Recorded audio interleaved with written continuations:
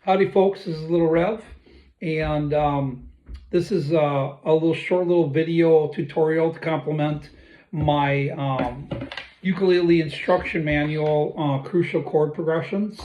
And this is a page 14, boogie notes in 6 keys, 2 per chord. The whole idea of boogie notes is basically that when we play blues or rock and roll, we want to emphasize the 2 and the 4. So if we're strumming a song, like let's just say Proud Mary. Left a good job in the city. If we just strum normal uke club style, it doesn't really sound like the way we heard on the radio. Left a good job in the city. You want to emphasize the 2 and the 4 beats of every measure. So we can do that a lot of different ways. But when it comes to a lot of blues and rock and roll, I like to add a boogie note. Now, a boogie note is one single note added to each chord. And as you get better and improve, you can sometimes learn to add 2 notes as well. The first note is derived by finding the 6th degree of the scale of the key you're playing in.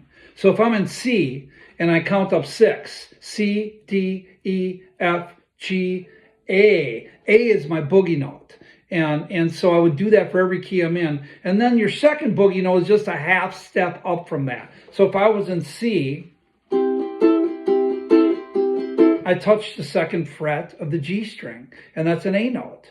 If I go up a half step, I got another boogie note.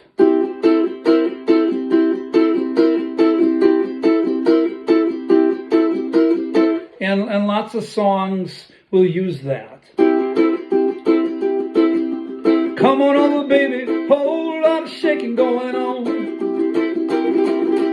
Come on over, baby, really got the bull by the horn. We ain't fading, whole lot of shaking going on. Okay, you know, and some bluesmen really use that to great effect, you know, like really heavy on the downbeat.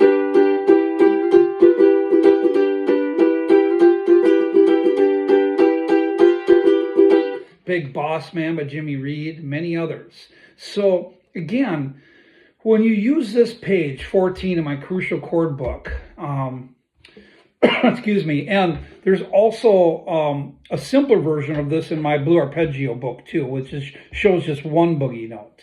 And so most of the time you're only going to need that one boogie note, the first one, and then every once in a while you can add that second one. So anyways, what I would do with this page is I would memorize the boogie notes, the first boogie note, the 6th degree, for all of the chords and keys that you play in the most. C, F, G, A, D, and then go on later and learn them in some of the more odd keys. I like to find places where I can move the boogie note up the neck. Like if I play a B flat chord, my boogie note is on the 3rd fret of the E string. And I could do the same thing on 3, and now the chord becomes a C chord. I could do the same thing on 5,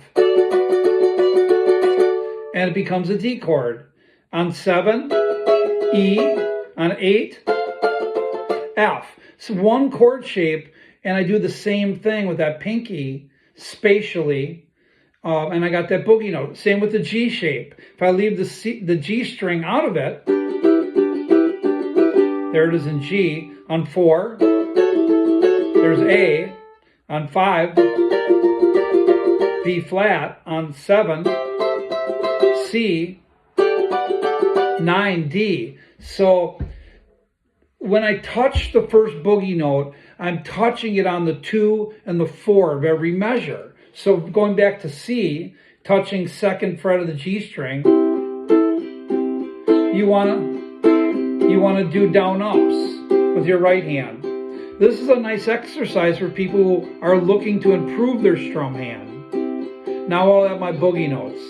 1 and 2 and 3 and 4, 1 and 2 and 3 and 4, 1 and 2 and 3 and 4, 1 and 2 and 3 and 4. And And that's what I want to get used to doing, to emphasize the 2 and the 4.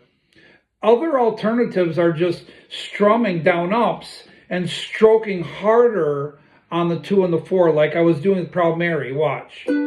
Or chunking. Left a good job in the city, working for a man every night and day. And so there's other ways to get at it, but you want to be adept at emphasizing that 2 and the 4. And this is a great page to do that. Okay? Thank you.